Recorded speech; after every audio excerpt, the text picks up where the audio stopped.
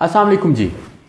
उम्मीद है आप खैरियत से होंगे और आइसोलेशन में या अगर आप काम भी कर रहे हैं तो आप अपना ख्याल रख रहे होंगे और ख्याल रखने के साथ साथ आप किताबें भी पढ़ रहे होंगे।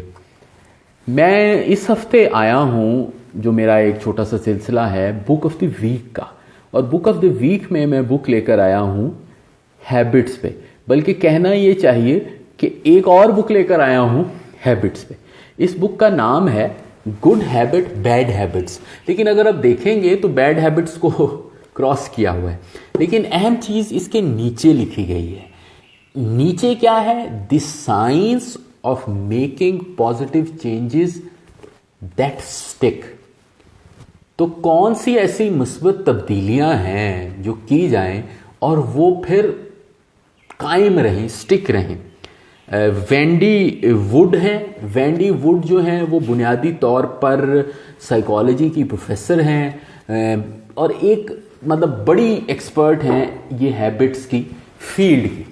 अब हैबिट्स की फील्ड जो है मेरे लिए पर्सनली अब काफ़ी इम्पॉर्टेंट इसलिए है कि मेरा जो मंशा है, और आप सब लोग जो सुनने वाले हैं उनका भी मंशा यही है, बल्कि दुनिया की बड़ी ऑर्गेनाइजेशंस, डिपार्टमेंट्स, उन सब में जो सबसे इम्पॉर्टेंट चैलेंज है वो चैलेंज है तब्दीली का। वो चैलेंज है कि हम अपने बिहेवियर को कैसे चेंज कर सकते हैं। तो जब हम ये कहते हैं कि हम अपने बिहेवियर को कैसे चेंज कर सकते हैं तो हमें ये सोचना पड़ेगा कि उस बिहेवियर चेंज की राह में रुकावटें कौन सी हैं। तो मेरी राय में, और बहुत सारे एक्सपर्ट्स जो हैं उनसे मैंने ये सीखा है कि सबसे बड़ी जो रुकावट है बिहेवियरल चेंज में, आपकी तब्दीली में, वो है हैबिट्स। तो हम जब शुरू करते हैं ना चेंज की बात, तो हम सबसे पहले कहते हैं जी कि इंटेंशन होनी चाहिए, नीयत होनी चाहिए। तो हमारे आम भी नीयतों पे बड़ा ज़ोर है। नीयत जो है वो बिल्कुल इसी तरह ज़रूरी है जिस तरह किसी पौधे को जब आप लगाते हैं ज़मीन पे तो आपके लिए पानी देना और उसकी शुरू में आबियारी करना या वो पौधा बजाते खुद ज़रूरी है, यानी किसी चीज़ की बुनियाद है।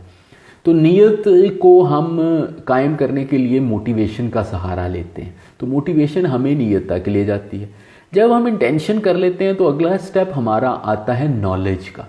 उसमें हमें ये पता करना होता है कि भाई ये बताइए कि ये काम जो करना है ये करना कैसे है। अच्छा, नॉलेज हो गया। नॉलेज के बाद फिर एक आती है स्टेज जिसको कहते हैं कमिटमेंट की। कमिटमेंट बंदे में इरादा पुख्ता हो जाता है कि जनाब ये काम मैंने करना है। इरादे के बाद फिर गेम आती है विल पावर की, कि कुव्वत इरादी, यानी इरादे को एक कुव्वत में बदल देना। मगर साइंसदान ये कहते हैं कि 75% जो लोग हैं, 75% लोग ये सारे काम करते हैं। 75% लोग जो हैं वो ये सारे काम करते हैं, लेकिन उनमें से जो इंप्लीमेंट करते हैं वो सिर्फ 10 से 15% होते हैं। और यहां पे मामला आता है हैबिट्स की तरफ, कि वहां पे जाके जब ये काम करने का वक्त आता है तो तब बात रुक जाती है।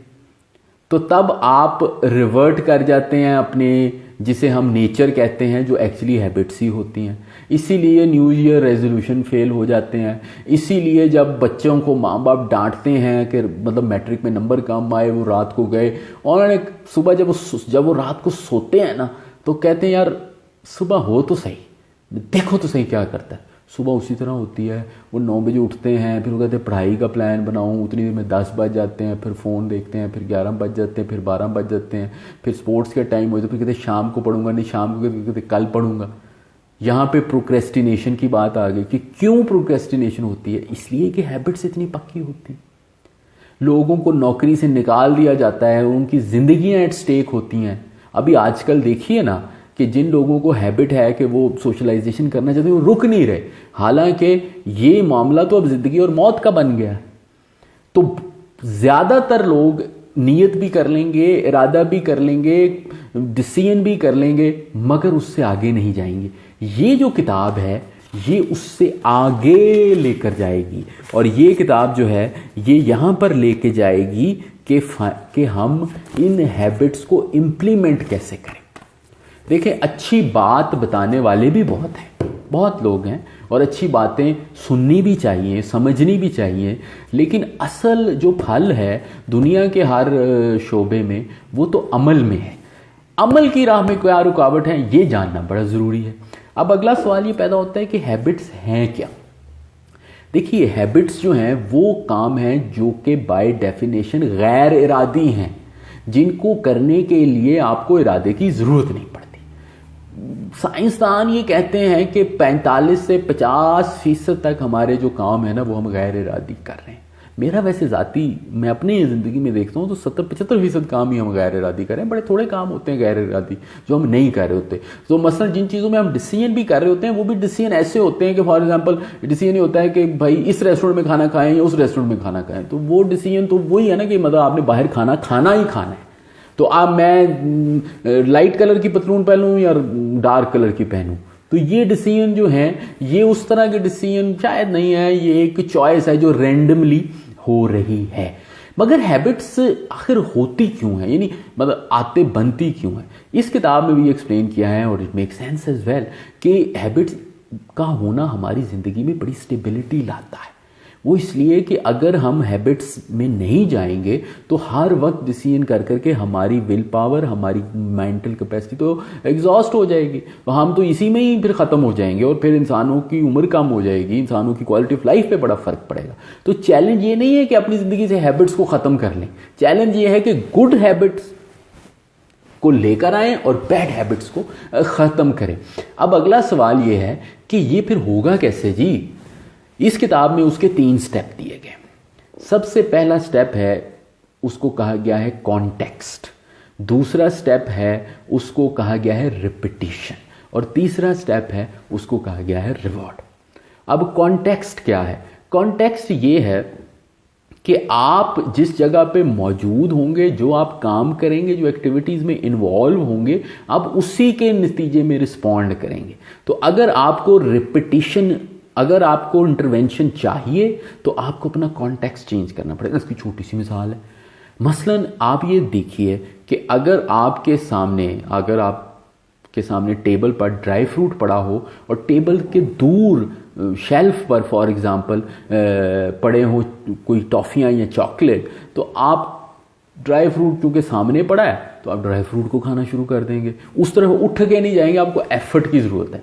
ऑन द अदर हैंड अगर ये तरतीब उल्टी हो तो आप टॉफ़ियाँ खाना शुरू कर देंगे। अगर दोनों चीज़ें सामने खड़ी हों तो चूंकि आपकी हैबिट, जिसकी हैबिट ड्राई फ्रूट की होगी वो ड्राई फ्रूट पे चला जाएगा, जिसकी हैबिट टॉफ़ी की होगी वो टॉफ़ी पे चला जाएगा। तो कॉन्टेक्स्ट चेंज करना बड़ा ज़रूरी है।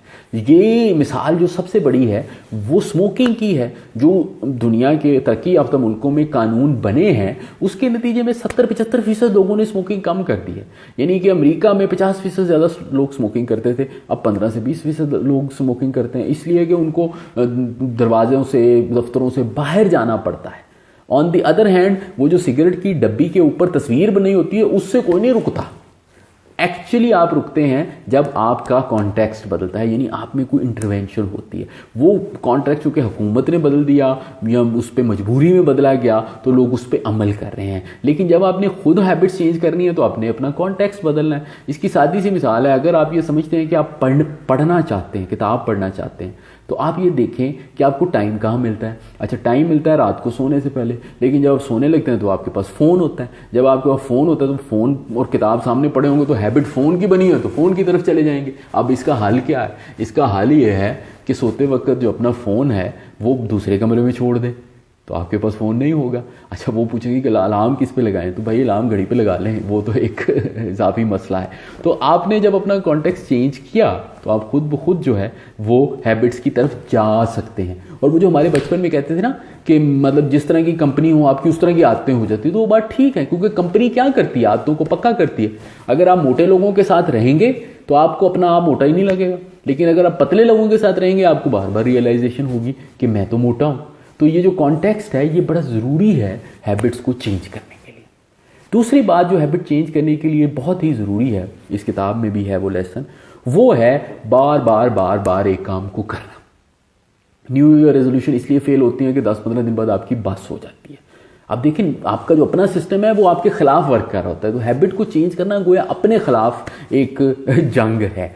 तो कितना टाइम चाहिए हैबिट चेंज करने के लिए, ये सवाल है। एक ज़माने में ये था कि जी 20-21 दिन चाहिए, लेकिन तहकीक ये कहती है कि एनीवेयर बिटवीन 50 to 90 डेज, 50 से 90 दिन तक चाहिए आपको हैबिट चेंज करने के लिए।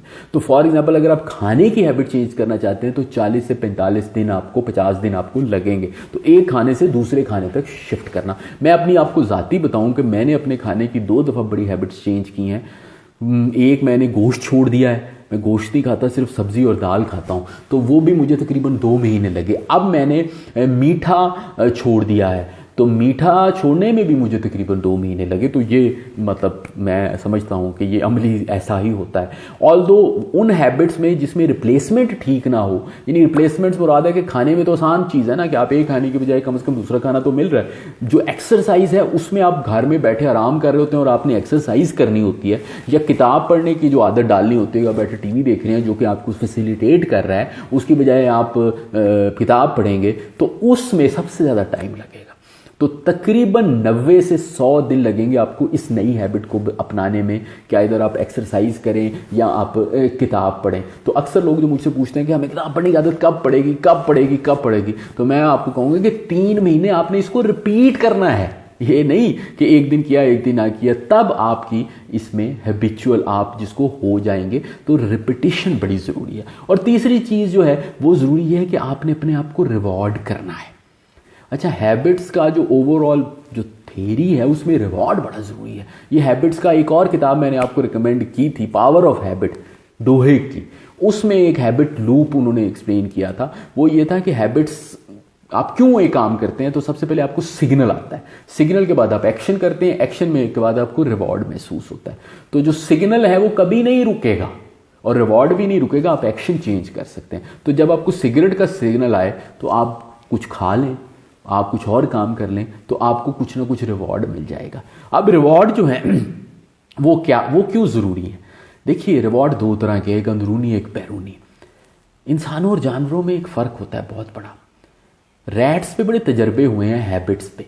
तो अगर पिंजरे में रैट को कोई एक मोटा बटन लगा दिया जाए और रैट को ट्रेनिंग जाएगी, बटन को उसने जाके पुश करना है और उस पर उसको रोटी मिलनी है, तो वो चाहे वो थोड़ी देर हो और चाहे ज़्यादा देर हो, वो करेगा ज़रूर। मगर इंसानों और जानवरों में जो फ़र्क है वो ये है कि इंसान इंट्रिंसिक रिवॉर्ड पे अमल करता है, उसको एक अंदरूनी रिवॉर्ड चाहिए होता है, उसको हर वक्त बैरूनी रिवॉर्ड नहीं चाहिए होता। ऐसी तहकीक भी हुई है, लोगों को पैसे दिए गए सिगरेट छोड़ने के, वो फिर भी नहीं छोड़ सके। लेकिन उनको अगर कोई शौक लगे या उनको कोई अंदरूनी रिवॉर्ड मिल रहा हो तो वो सिगरेट छोड़ देते हैं। इसकी एक मिसाल है, हम दवाइयाँ क्यों खाते हैं? जब आपको कोई ऐसी चीज़ जिसमें फौरी पेन रिलीफ ना हो लेकिन लॉन्ग टर्म हो, तो आप दवाई खाते चले जाते हैं टाइम के हवाले से। तो टाइम जो है इसमें बड़ा इंपॉर्टेंट है कि आप अपने लिए टाइम फिक्स कर लें। उस टाइम को आप जब फॉलो करेंगे तो आपको एक इंटरनल रिवॉर्ड मौजूद मिलेगा, एक सेटिस्फैक्शन मिलेगी। हैबिट्स, एक और किताब मैंने रिकमेंड की थी, एटॉमिक हैबिट्स, उसका लेसन याद करें कि छोटे काम जो हैं आप रिपीटेटिवली करते चले जाएंगे तो वही हैबिट्स जो हैं वो बनेंगी। मैं अपनी गुफ्तगू को एंड करता हूँ, बात थोड़ी लंबी हो गई, आपसे माजरत खा हूँ। जितना लिटरेचर है हैबिट्स पे, वो एक चीज़ का गवाह है कि अगर आप अपनी ज़िंदगी में तब्दीली लाना चाहते हैं, और ज़्यादातर हम अपनी ज़िंदगी में पॉजिटिव तब्दीली लाना चाहते हैं, तो पॉजिटिव तब्दीली कौन सी होती है? पॉजिटिव तब्दीली होती है सक्सेस, पॉजिटिव तब्दीली होती है ग्रोथ, पॉजिटिव तब्दीली होती है अचीवमेंट। तो उसके लिए ज़रूरी है कि हम अपना बिहेवियर बदलें, हम अपना इनपुट बदलें, और उसकी राह में सबसे बड़ी रुकावट जो है वो हैबिट्स है। और हैबिट्स इतनी पक्की हो जाती है कि आप उससे, आपका इरादा, आपकी नीयत, आपको नॉलेज, सब कुछ होता है, विल पावर भी होती है शुरू में, लेकिन हैबिट्स पक्की होती हैं, वो जीत जाती हैं, विल पावर हार जाती हैं। इसके लिए ज़रूरी है कि आप अपना सिस्टम बनाएं और उसमें ये 3 चीज़ें डालें। आप अपना कॉन्टेक्स्ट यानी अपना माहौल बदलें, आप उसको बार बार दोहराएं और अपने लिए एक अंदरूनी इनाम रखें कि आप क्या सोचते हैं कि क्या सेटिस्फैक्शन आपको मिलेगी, तब आपकी हैबिट्स बदलेंगी। किताब पढ़िए, अपना ख्याल रखिए। Thank you very much.